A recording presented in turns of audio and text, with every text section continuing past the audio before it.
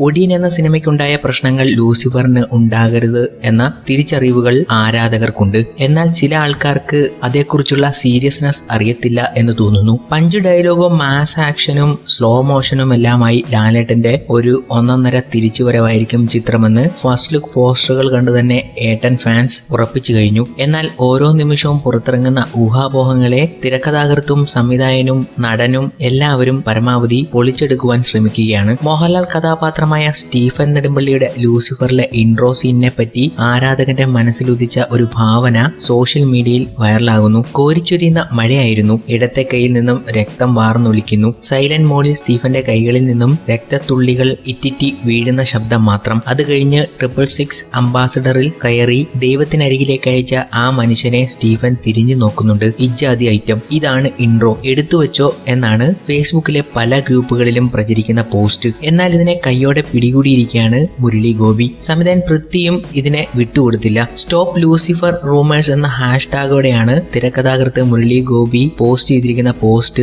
Prithvi share ചെയ്തിരിക്കുന്നത്. ആവശ്യമില്ലാത്ത ഹൈപ്പുണ്ടാക്കി സിനിമയെ നശിപ്പിക്കരുതെന്നും ഫാൻസ് അസോസിയേഷനിൽ നിന്നുള്ള നിർദ്ദേശവും ആരാധകർക്ക് ലഭിച്ചിട്ടുണ്ട്. സാധാരണ ഇങ്ങനെയുള്ള സംഭവങ്ങളിൽ നമ്മുടെ നടന്മാരായ മോഹൻലാൽ മമ്മൂട്ടിയും പ്രതികരിക്കാത്തയാണ്. എന്നാൽ ലാലേട്ടൻ ഇപ്പോൾ ഈ സംഭവം ഷെയർ ചെയ്തിട്ടുണ്ട്. എല്ലാവരുടെയും ആഗ്രഹമാണ് ഒരു നല്ല സിനിമ പിറക്കുക എന്നത്. അതിനുവേണ്ടി പ്രയത്നിക്കേണ്ടത് നമ്മളും കൂടിയാണ്. അതുകൊണ്ട് തന്നെ ഈ റൂമറുകൾക്കൊന്നും ആരാധകരായ നമ്മൾക്കിടയിൽ സ്ഥാനമില്ല.